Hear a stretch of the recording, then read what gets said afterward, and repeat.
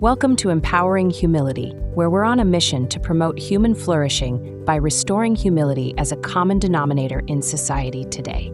Let's dive in. Welcome to the Empowering Humility podcast. I'm Giancarlo Newsome, and I'll be your host for this podcast. And as just a refresher for those new to the podcast, we explore how technology, especially AI and Web3 protocols, and today, neuroscience, can be used to strengthen virtue rather than vice. I was talking to Scott a little earlier. I think we all know that there's too much technology that's been created to exploit human weakness for profit. So Scott is one of my dear friends who I'm thrilled to introduce him to our audience. And but before we go into that, let me just share a little more for context. We at eHumility, we believe the first virtue we need to help restore to society is humility. We believe it is the root of everything good. And so we challenge you to show us if we're wrong. And we bet that we will show you that if you can create an active habit of humility, it will bring many good things to your life, your leadership, your work, your school, everything. Sounds like hyperbole, but again, show us where we're wrong. Also, just to refresh, all our guests, we're really proud to promote them in that they have demonstrated a life, a kind of a selfless life. And that's not to all of them. You'll notice that if I say that, they might even cringe because it's an antithesis to who they are. Is they just love serving. But I just wanted you guys to know that that's the character of our guest today, and that especially matches Scott Fitzgerald, who you'll meet here with me. So in this light, today I'm excited to have my longtime friend, Scott Fitzgerald, with us to discuss the leadership advantage of humility. How does humility affect leadership? And a look at neuroscience for corporate and human flourishing. So welcome, Scott, to the Empowering Humility podcast. Hello, Giancarlo. Thanks again for inviting me. This has been on my mind. Very excited to be here. And I really appreciate what your mission is and what you guys are trying to accomplish. Awesome, Scott. Again, you've been a mentor and an influence. Your thumbprint is all over everything we've done when we used to work together, your leadership, your humility. And I would argue some of the fun results we shared together in our past corporate life was directly related to the humility that we were able to be a part of. So, but to give some context for who you are and who I am and how we know each other. So for the audience, we met while we were pedaling helicopters together for a major aerospace manufacturer. And we both are big fans of helicopters and that type of tech. And when we met, you hadn't been there also very long, and you had recently returned from a combat tour in Iraq. We really appreciate your service. And then fast forward, you and I both, we ended up stepping out of aerospace. And then next thing you know, staying in touch, you and your sweet bride founded S&S Fitzgerald Enterprises. And I understand you guys are delivering cutting-edge, neuroscience-based leadership development solutions to organizations worldwide. And I love watching you speak. I love the testimonies. When we catch up to hear the results of your humble executive coaching, and it's pretty awesome. I appreciate you coming and taking some time to share with our audience because I'm sure last week, and knowing Scott, he's coaching executives from a major airlines you've flown on, national hotel chains, national railway corporations. Like, he's the type of guy that can encourage a homeless guy on the street, and the very next moment encourage a senior executive, and not just encourage them in like the therapy culture way, in like an exploitive way. When I've picked up on some of the work Scott has done, I've really admired how it's gone beyond that executive coaching. When he truly, it's contagious. So Scott, tell us how you got to this point. You wrote a book in this process. So one book is called Understand Your Brain for a Change. And I saw another one that I wasn't aware of called Understand Your Brain on Its Own at Work. Tell us kind of how you got here and, as you can, weave in how humility plays a key role in your executive coaching. Okay. Well, first of all, wow, thanks for that introduction. It is a humbling experience to even have to hear those things come back. We've known each other for several years. You're right. And to answer your question, so how did I get into this? Well, it's a great question. In 2003, I suffered a massive stroke. In fact, Giancarlo, you may remember this because you actually sent me a poster. I was in a foreign country at the time, and you made a poster. You went around and had everybody put their comments and names on it. And when I returned, you gave it to me. It was kind of a get well card, but I had to get back into the United States after my stroke in order to get it. And you had spearheaded that, so I was always grateful. But that was such a pivotal time because during that time, I became completely fascinated with the brain. I had a blood clot that went to the back of my brain, and it caused me not to be able to walk. And there's a series of things that go with that, but mainly the most important thing was watching through the lens of first person how the brain worked to learn to do things again that had been knocked offline, if you will, based on the stroke. And that was the beginning of a journey I had no idea would start. At that time, I was a senior executive in this aerospace company we talked about. And when I came back to the U.S., I found that I not only the healing process was interesting, I found a fascination with the way the brain not only healed, but then the way that I saw the world afterwards. Now, some of that was through the remapping, but some of that was also through having been humbled by something that happened inside my body that I had no idea was going to happen. And there's nothing more power. Go ahead. Yeah, I did a small tangent. It completely related but unrelated. Every time I get on an airplane now, and this is for our audience, I get up and walk and move from Scott's story. So if you don't take anything else from this, get up and move. Because you were how young? You were 40. I was about 40 years old at the time. Yeah. So anyhow, sorry, I didn't mean to. No. Like, hey, a public service announcement, live. So yes, back to obviously something surprised you, humbled you. And by the way, audience, Scott, he's a humble guy, but he also was, practically speaking, kind of a rock star in that corporate environment. And we had another colleague that worked with us there that ended up becoming president of another major institution. Like, we were among some, I know Scott doesn't, there's some credit we can take. It's not good to do that, right? Because there's so many other factors. But I just wanted to add emphasis to when you said you were humbled, because you were truly top of your game, and you've actually there was a very humble. I just wanted to give context to just how humbling that event was.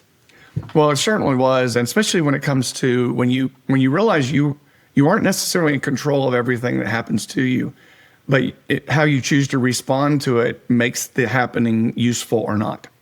And in this case, you never want a tragic story go without a good ending. So in this case, I was fortunate enough to recover very quickly. A lot of that came with the fact that I spent way too much time on bicycles and staying in shape. That had a lot to do with it. But that was the first step to several that led me to have a heart change from being in a senior executive role to wanting to help those around me in a way that I knew I needed. And I was seeing it happen that others needed. And that was an opportunity to have someone who would have the coaching skills based on the ability to ask questions and listen carefully to the answers. I tell my wife all the time, and she sort of jokes about this, is that when you figure out that your competency is never going to be number one in anything, but you find your curiosity can actually be fascinating to others. I shifted from trying to be the smartest person in the room to trying to be the most curious person in the room.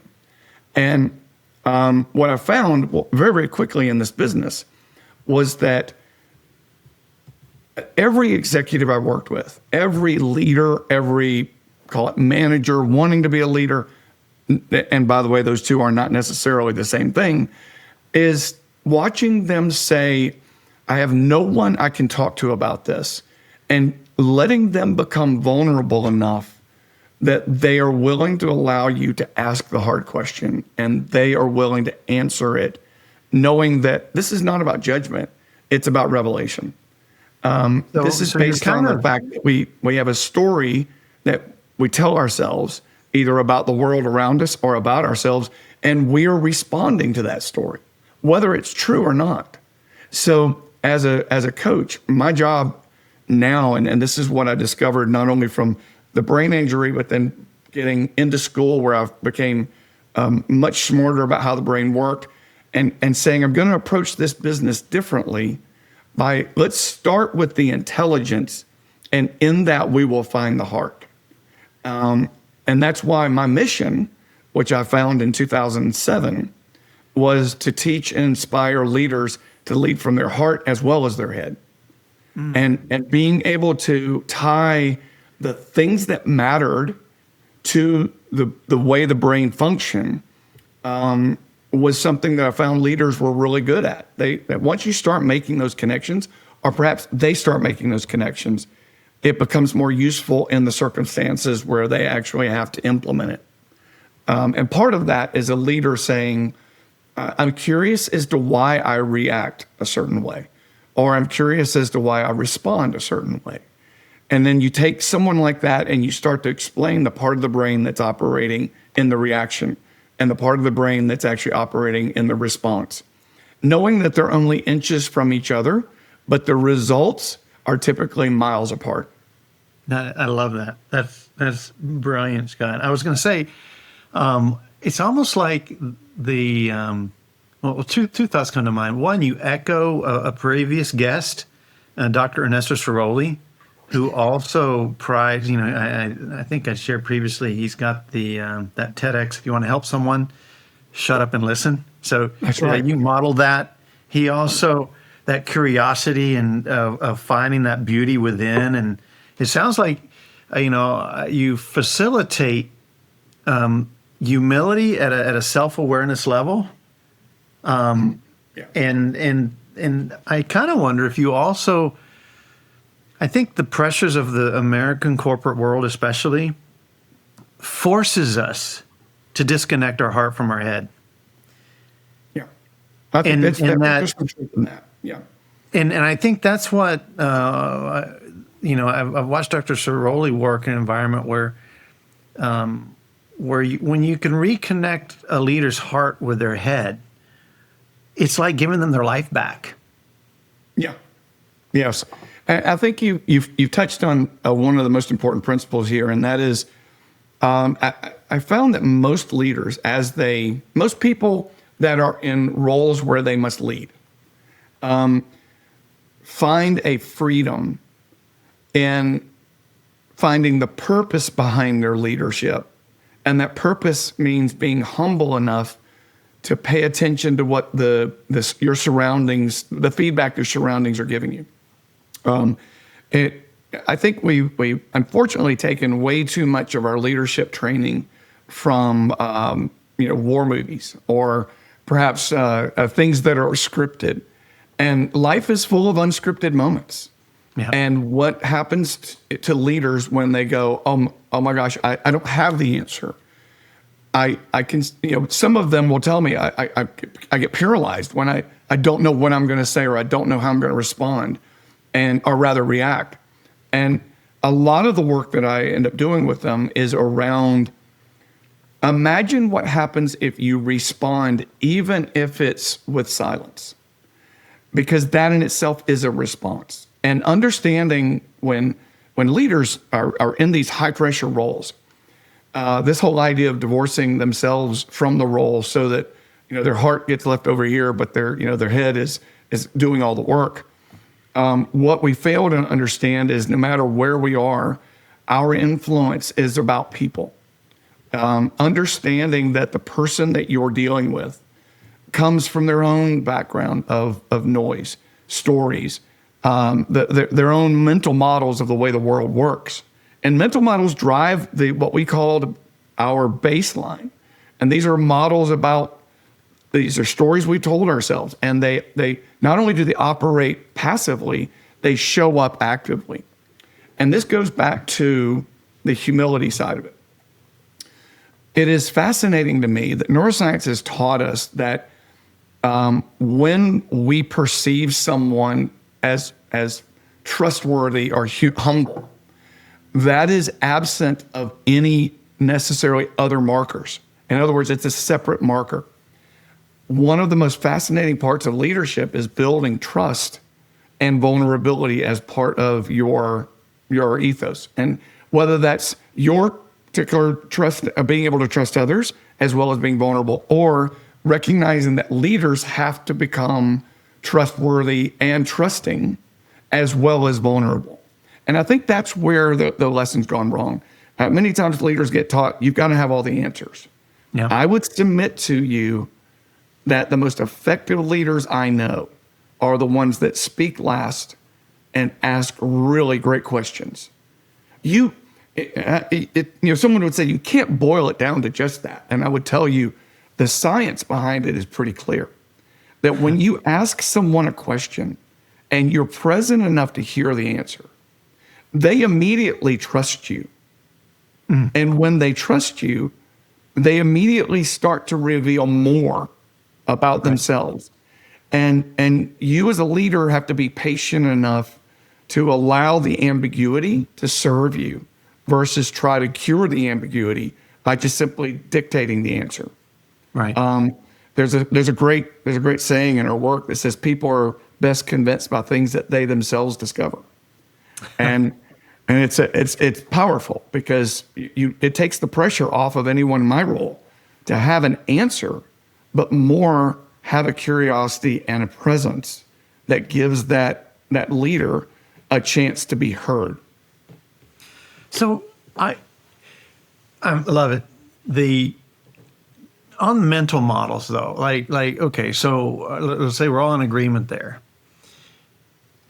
But my mental model has conditioned me to, I don't have that habit yet. And one of the things we're pivoting to with e-humility is this concept of being like a digital gym.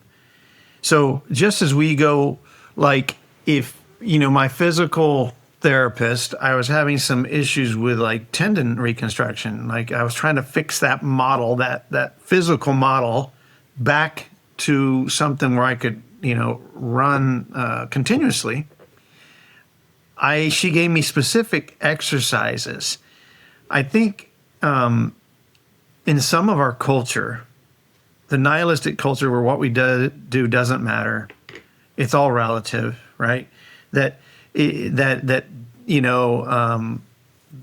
being overweight is beautiful, right? Like that's a healthy thing. Like how maybe that's a separate discussion, but let's go with the assumption that we can make a difference. We like our mental model. This is a muscle. Mm-hmm. How do you coach leaders who are like, I agree 100% with you, Scott, but I can't get there. Like the triggers I have in my head, the way I react, I'm effective for the wrong reasons.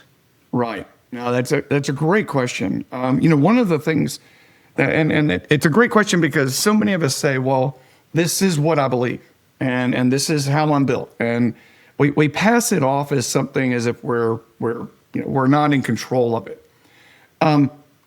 Mental models are nothing more than just belief systems. Mental models create certainty for us because our brains are built to remove ambiguity as fast as possible.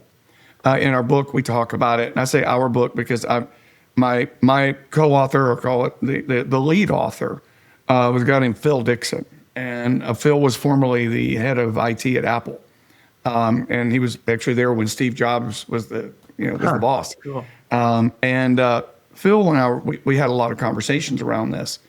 But recognizing that our mental models are just simply stories we tell ourselves. And one of the exercises I'll do with a client is we'll run a story. We'll run a dialogue where they get a chance to hear or read their story back after we've captured it. They get a chance to read it. And throughout the timing, because we start when you're a child, we start when you're middle age, we start when you're older years, and we find out what are those models. Now, the reason why we go to that, because I'm going to come back to the humility thing, is it's always interesting for me to watch people read their story out loud that they in fact wrote. And we have a way by which we capture that. And it's even more powerful when people go, wow, this is the story that's behind it, a lot of my beliefs. And I'll give you an example. I had an executive not long ago who we did a mental model run, and in doing so, he had a mental model that said, "I'm not good enough." Now, this guy's a CEO. He's banking somewhere just short of $1 million a year, and he's got stock options that will put him where he doesn't have to work again if he doesn't want to. But yet he had this mental model of I'm not good enough. And there is a difference between humility and self-limitations or limiting beliefs. Yeah. And in this case, he said to me, he goes, "Well, it's good for me to say I'm not good enough because I treat people differently when I say I'm not good enough." And when I did the interviews around him, I found out that he was very, very quick to shut people down when they disagreed with him, or he was very, very quick to dismiss an idea, especially if he didn't understand it. Wow. And when we started looking at how that may or may not be serving him, it opened up a tremendous amount of possibilities, because once he realized it's the story of I'm not good enough, i.e. I'm not smart enough, that he would condemn the things that passed his understanding rather than be curious about what he didn't know. And that took him first identifying that it was going to be humility that would drive him to become curious. And he said to me after we went down this road, once he first identified, first of all, it was really helpful for him to go back and figure out where the I'm not good enough came from. And in this case, he had a parental figure that repeated that on a regular basis. What was really interesting is when I would observe him in his work, one of the things I saw in him, once we identified that story may have been said to him early on, you'll never amount to anything, you're a screw up, blah, blah, blah. That was motivating for him, because it's how he attributes some of his success to having had that model. But it was the equivalent to flying at full afterburner all the time. and he would run out of energy, and he would burn up a lot of people around him in the process. And when he came to realize, when I asked him, what is it you really want? His answer was, I want to build a sustainable business that people really want to be a part of. And he was able to put it in one frame. And so we started going to, well, then what do we got to do to make that happen? And one of the behavioral changes he had to make was recognizing when something he didn't understand, or something was said to him or presented they didn't quite understand initially, recognizing that this was his greatest opportunity to build trust. Because at that moment, if he were to ask, you know what, I need you to break this down for me in a way I can understand it, he found out two things. Number one, immediately the person that was talking to him trusted him more, because he was curious enough to say, I want to hear more about it. And that's just appealing to the ego. But the other thing that was interesting is he found more and more people were willing to come to him with a problem, because now he was no longer condemning them, but actually listening to them. And he said, if I hadn't have gotten there, I would have missed the opportunity to see how really smart two of the people on my team were.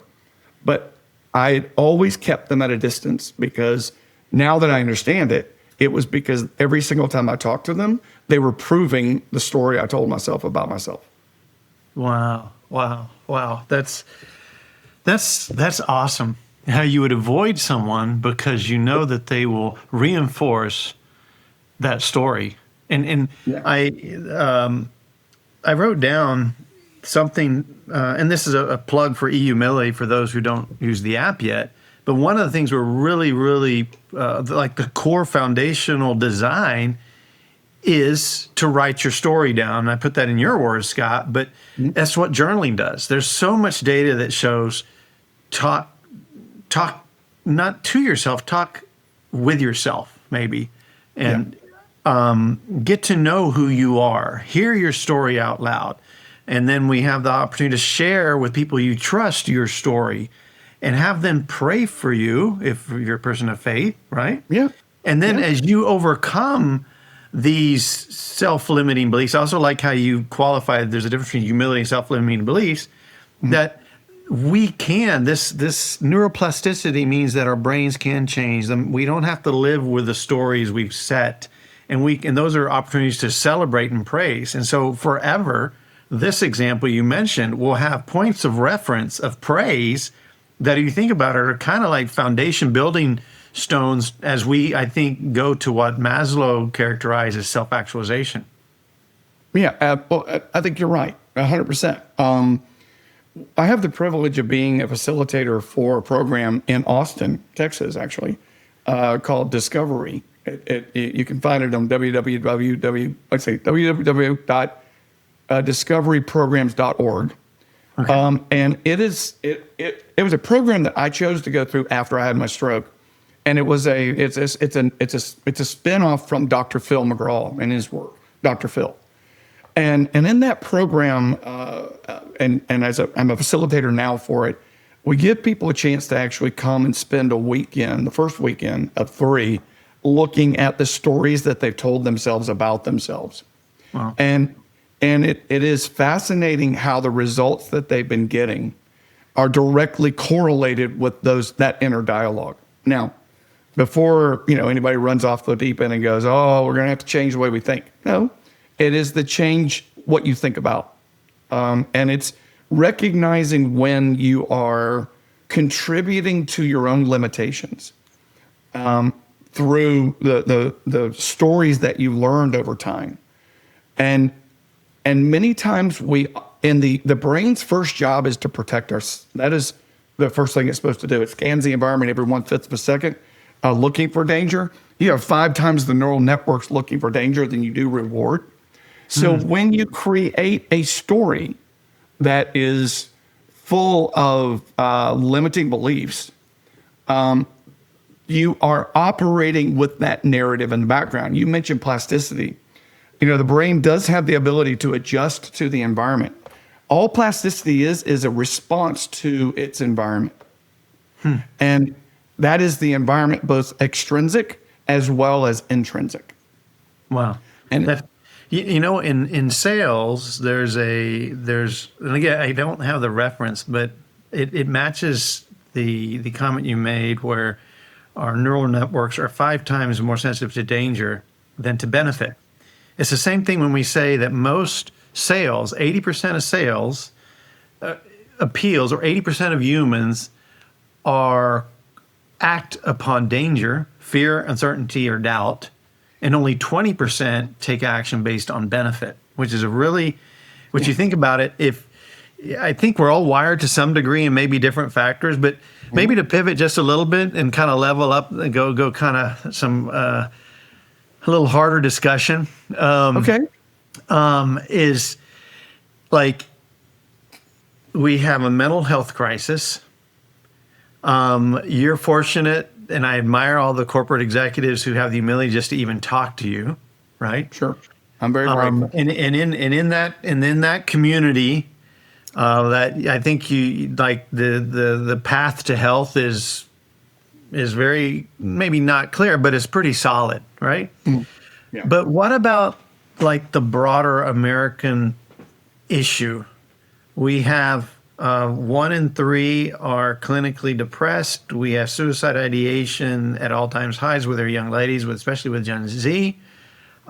Corporate America, I think we're increasingly seeing how 75% of corporate America will not be there in 50 years. It is absolutely squeezing the turnip of value against employees and clients.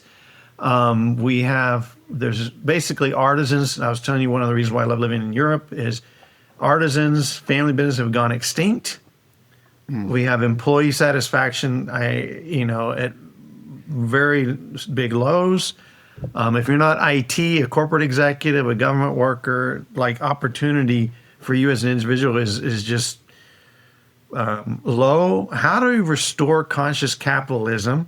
What are your thoughts about the influence of technology negatively influencing the whole corporate and business America? What are your thoughts and suggestions? I know that's a lot in there. Take whatever you want, Scott. Yeah, I was going to say I'm gonna fish a couple of questions out of this. First of all, I want to come back to the premise that we are in a bit of a mental health crisis, if you will, from a worldly standpoint. And I think there's several things that have led to this. And let me preface this by saying, I love William Dyer. He's one of my favorite speakers. Now, he's an old guy. He's also passed away now. Wrote several books.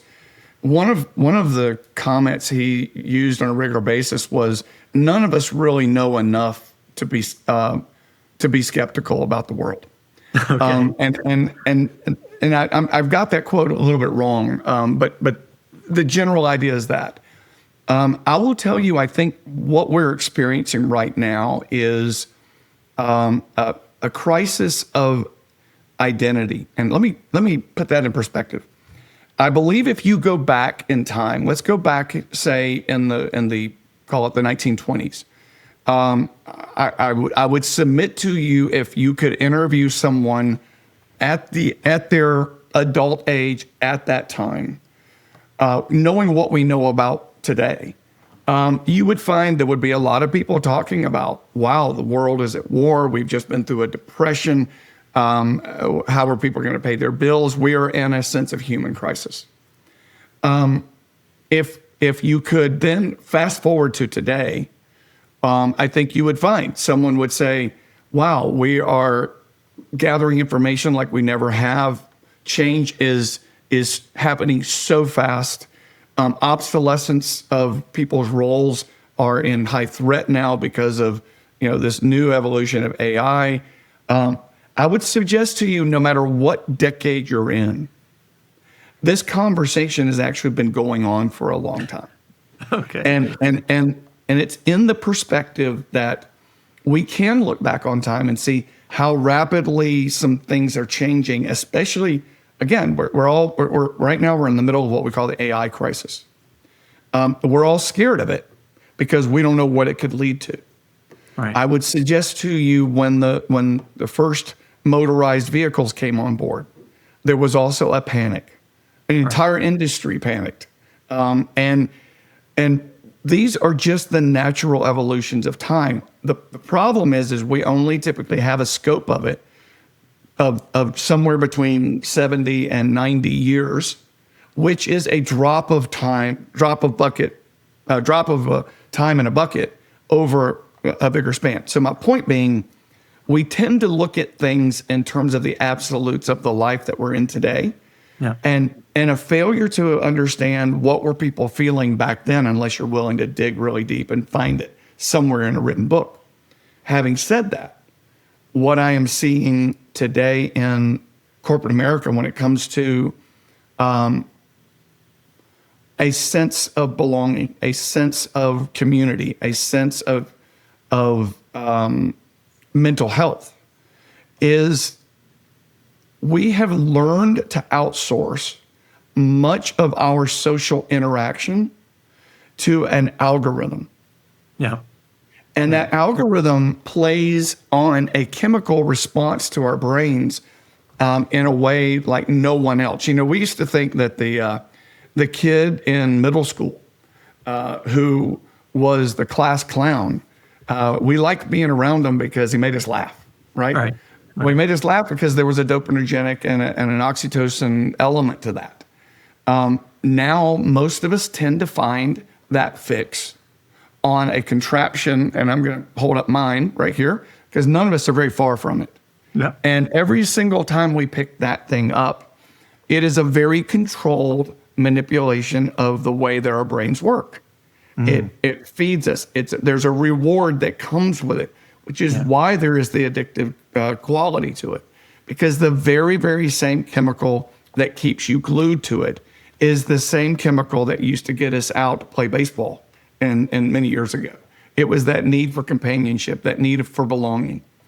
So I think for me, a mental health crisis, the problem now is every baseball game or every football game or every activity we did years ago always had an ending. And it was an ending that wasn't designated by us. Right. It was an ending designated by the construct of the event itself and our social interaction in it.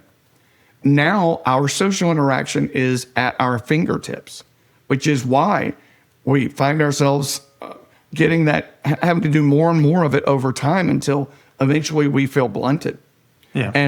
And we then go, why am I depressed? Because the interaction is not real. It is synthetic in nature. And therefore, the brain is still looking for that social construct of where do I belong? And we've got so much access to information that says someone else is doing it better. Someone else has already got it figured out. We've got people in hoodies telling us how to be multimillionaires. And that goes very much against the mindset of what we know before, which was the only comparison we had were the people in our surroundings where we worked. Now we have the comparison of anybody that can get a microphone, a camera, and a computer to work. These are now commodities. And now there's just no barrier to entry to being able to be in front of someone who is looking for a way to heal the inner wounds by looking for an outer solution. Wow. So that's a great perspective on kind of like the corporate depression is, why resolve something with a coworker when I've got my fix, or even with my spouse. And so it's not, some people will say, it's the greed of the corporate. I don't know. It's more complicated. It's not. And like we said, there were some exceptions, but most of the executive leaders I work for, they really wanted to do the right thing for the customer and the employees. And I think, but even as employees too, this is where humility starts tying into the virtue of courage, where you have the humility to say, hey, this phone is not where I need to get I love what you said, that I don't need to outsource my social connection to this phone, this algorithm. And it's really fun watching in this past year, the Jonathan Haidt with the anxious generation and this movement of like removing phones from schools and watching kids like celebrate the opportunity to get to know each other at a human level. True. That's absolutely true. And I think there's a bit of a full circle aspect to this. And that is the recognition that we are missing our desire to be part of a tribe because we're being fed artificially through something that has absolutely no consequences or loyalty in our world. Yeah. And I think this goes back to one of the premises that we talk about in the book. The brain is designed to be part of a tribe. Why? Because in the need to protect, participate, and predict, because those are the three big areas that we talk about, our brains are designed to find company and protection in the people around us. The same chemical that satisfies that level of trust comes from being in that surroundings where people know your name, they know what you're about, they know what you do, they know your value to them. But the reality is that we're able to circumvent that when we're sitting alone on a bus and we're scrolling our phones. We're feeding that same beast, but it's the equivalent to a synthetic drug versus a real one that lasts over time. And I just think that I'm seeing now more and more. I love your comment about schools now saying we're going to quarantine the phones. Part of that was about keeping people mentally in the room versus somewhere else. But part of it was also about giving children a social construct to interact real time that goes beyond a 60-second event. Yeah. Because that is where we find our tribes. That is where we find our sense of worth, because it matters to us that we have relatability to other people. And imagine what happens to someone who spends their time looking at all of these things on TikTok or Instagram or whatever the case may be about how their life could be better. Yeah. When the reality of it is they have everything they could possibly need in front of them. And it grows to be an unhealthy thing. One last comment about this. One of the things I see in great leaders is their ability to understand the difference between a synthetic moment and an authentic moment. And that is, they will create authentic moments in people's lives because now you actually have a greater opportunity now than even ever before, because you are the differentiator by having that engagement with people one-on-one or one in a group versus where they're typically getting their feeding, which is the equivalent of a sugar pill. Yeah. And that is where leaders now today have an opportunity to have an impact, because what all of these social media pieces don't do for us is ask us the question that allows us to create an answer that is safe in the environment. It's simply, right now, it spends a lot of time telling us what we're not and what we could be versus who we are and what do we bring to the table. And an honest conversation about that is critical if you're ever going to lead others, is you got to know what you're bringing to the table. And as a coach, one of the things I love to do is ask the question, what happens if this happens? Because our ability to predict is the most advanced part of our brain. So it's the part of it that uses most of the energy. You know, Giancarlo, did you know that 20% of your caloric burn is your brain itself, and it only weighs 3% of your body weight? Wow. And awesome. We fail to understand the impact of that, that energy matters. And our ability to connect with the Giancarlos of the world, or to be able to connect with our spouses, or to connect with that employee, that's about being present. And it's first about being educated about what keeps you from being present. And then imagine the impact you have when you are smart enough to ask the question and long enough to listen to the answer. People think you're really smart when what they say comes out of your mouth. It's really crazy how that works. That's a great, not just a line, that's a great truth. I really admire what you said about authenticity, and I think I know any leaders on the call will appreciate that. That is a real opportunity. If we live in such a synthetic world, if you can level up your authenticity, right, it should help you stand apart from the chatter. And we were talking about previously a situation, as I'm reflecting on what you said. This leader was so moved, I think, and some other people were so moved by some of the entrepreneurs I had the pleasure to introduce. I think what they got a taste of was authentic heart and mind purpose. These entrepreneurs, they're just trying to survive financially. So it's not about the money at all. They are so passionate about wanting to solve a major problem, putting it all on line. Their authenticity is just so deep and rich that it was contagious and liberating for those who got to meet them. So I love what you said. I think another thing too, just is to kind of pile into the idea of how synthetic these algorithms push us to be, and how important the tribe is, which I fully agree and concur, and there's lots of studies that reinforce that, is that our tribe is actually even more important than reality and truth, right? And so synthetic environments can reinforce maybe a tribe that's not real, right? That tells us what we want to hear. Yeah, that's right. You remind me of someone who said, he said to me once, he said, I'm going to stop watching TikTok because I'm sort of tired of being described as out of the tribe. And he said, I don't think I need anybody to tell me I don't have a lot of friends. I already know that part. But he said, when I consider my best wisdom comes from somebody I've actually never met, he said, I need to meet more people. Yeah. And something that Stephanie reminds me of on a regular basis, and that is that comparison is the thief of self-satisfaction and joy. Because we're not very good at truly comparing things apples to apples. Context matters. I will tell you that in my work, and one of the things I love about my work is when I went from being a corporate executive to being in that place where I was having to make decisions, and you remember those times where we were oftentimes making big decisions with impossible information. Yep. I would find that if I walked the hallway and sat down with people that had built trust with me, their perspectives were very useful.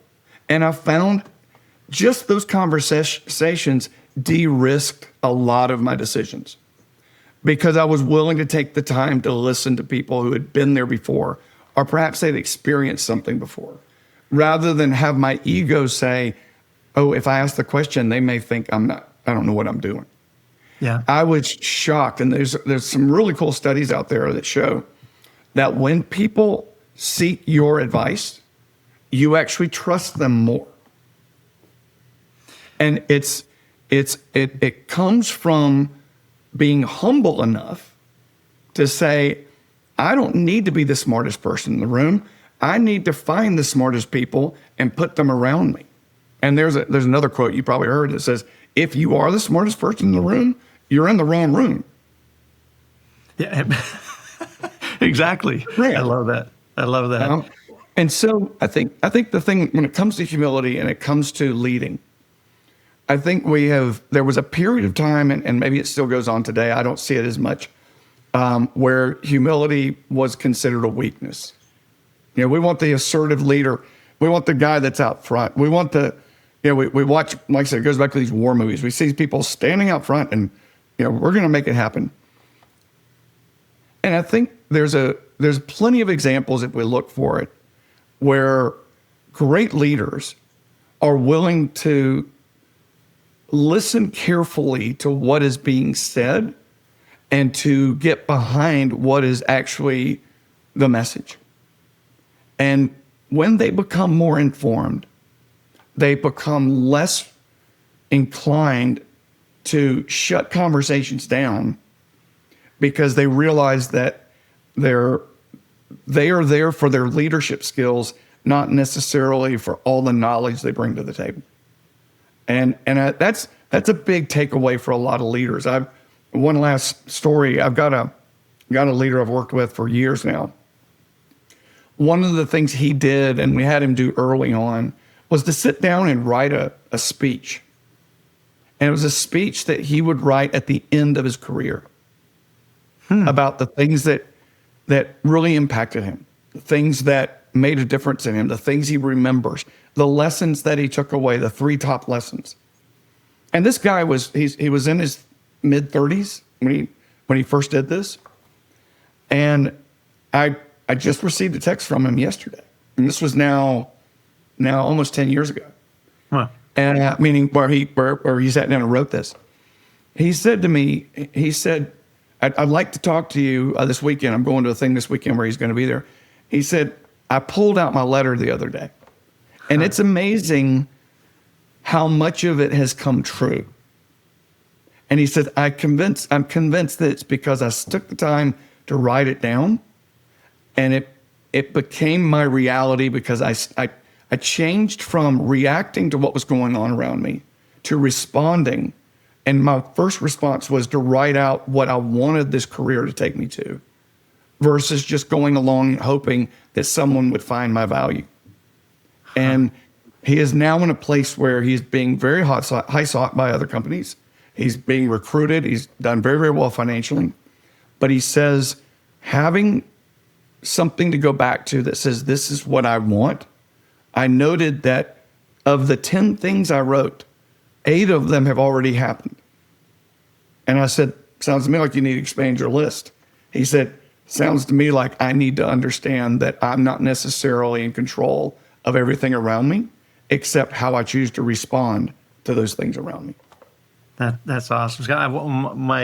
In my queue of cool questions is like, what's your postcard of the future? And you kind of said, no, you kind of answer the question, write your own postcard. I also wanted, I know our developer teams, they listen to our podcasts, and I think they'll find our conversation today especially affirming for some of our priorities. Like soon we'll be having a place to put our goals in the app and sort of our My Trends, and you can monitor your trends to know, because sometimes life catches up to us in ways that, in some respects, maybe you were lucky for a hard-hitting stroke, but sometimes I think we can build self-defeating thoughts so slowly that until we can't detect it, but an exploitive therapist or algorithm can. Mm-hmm. Yes. And you don't wake up to the fact you've had a stroke type event till after catastrophic damage and reactions happened. So I think in our app, there'll be some cool features to the audience, and that you'll see where we have a daily check-in. It's just reported, how are you feeling?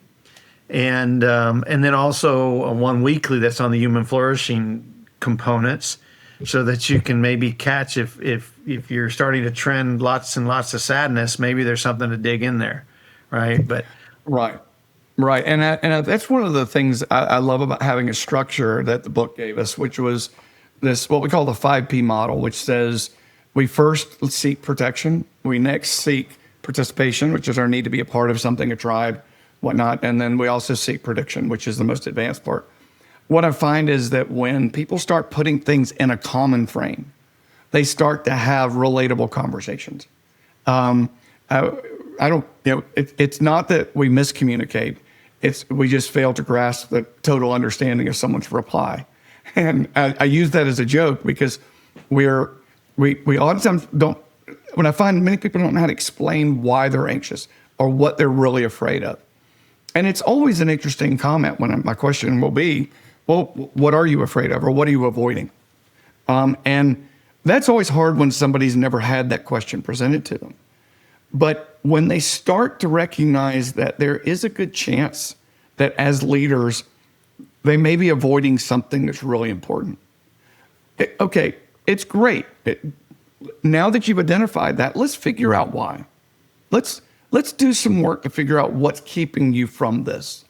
And I'm really big on people understanding that humility is being willing to ask yourself the hard question, and being willing to say, I'm open to what I might learn through my interaction with somebody that I might not even know. And that's where, as a leader, I don't think humility is weakness. It becomes a superpower, because and my father is the one that used to tell me this, and I'm not sure who it was that said it originally, but my father used to say, I never learned anything while I was talking. That's an awesome quote. So we've got the marketing team. They pull out quotes. I would almost bet money that you may win the award for like the most awesome substantive quotes. I love that. I also want to restate the one you mentioned, and actually I think it kind of. You can tell me if this isn't a daily habit of yours. One of our final closing questions is like, what is your favorite daily habit of humility?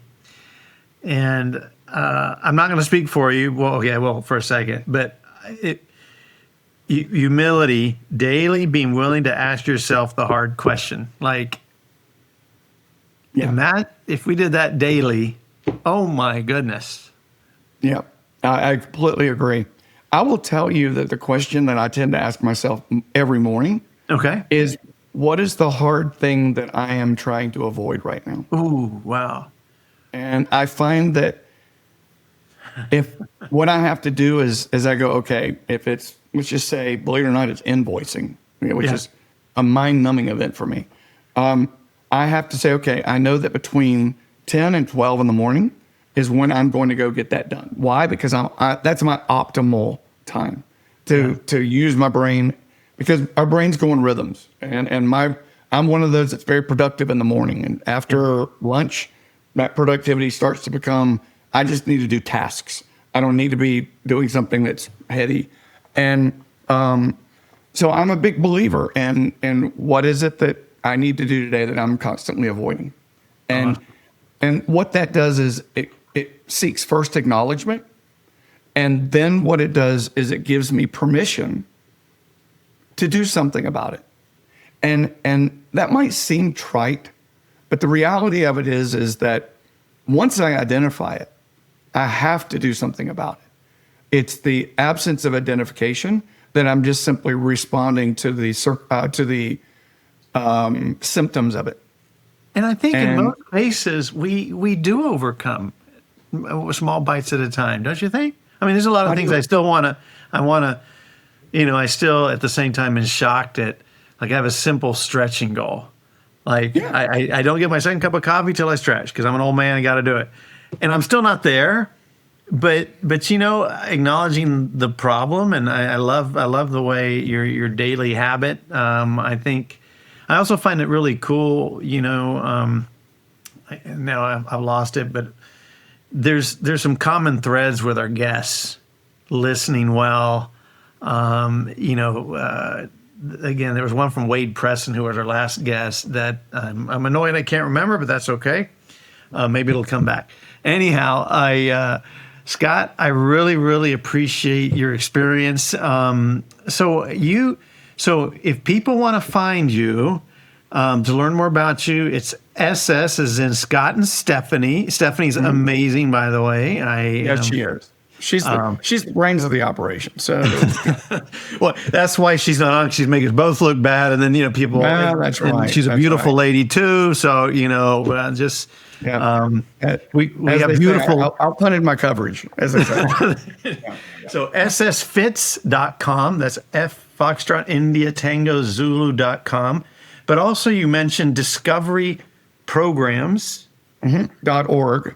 And I'm going to do a small plug for that. I will tell you that one of the other ways I got into this business was in 2007. I realized that I was making good money. That you and I were working together. We were doing amazing things in the aerospace world, but I was really not happy, and I had to finally come to the realization that I was the common denominator in every one of my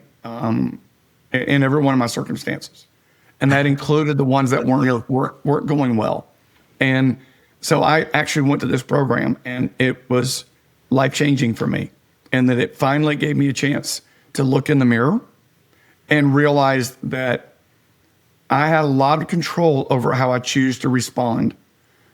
I had made up a story about the world that wasn't necessarily true.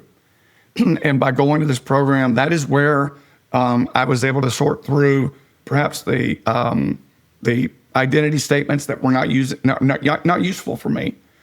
But then also I found my mission. And that is where my mission was written, to teach and inspire leaders to lead in their heart as well as their head. And I thought when I first got that was one of the dumbest things I'd ever heard. And that became, though, over time, the mantra to making the shift to getting into this business.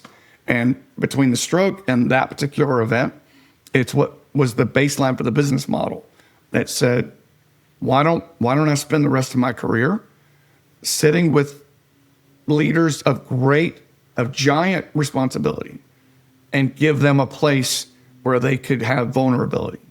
And in that vulnerability, they find their truth. And in that truth, that become the basis for their leadership and their legacy. I love it, Scott. So, team, audience, if you are a leader or know a leader who wants an authentic executive coach, I can't recommend strongly enough Scott. Also, a powerful speaker as well for any forums or events. I can't wait to invite you, Scott. We talked about some possible opportunities in serving the military. And again, thank you so much for joining us today. May you, me, and all our leaders listening, corporate, military, startup, practice and enjoy more empowering humility as Scott has talked about. God bless you. Thank you, sir. Thank you, sir. Appreciate your time.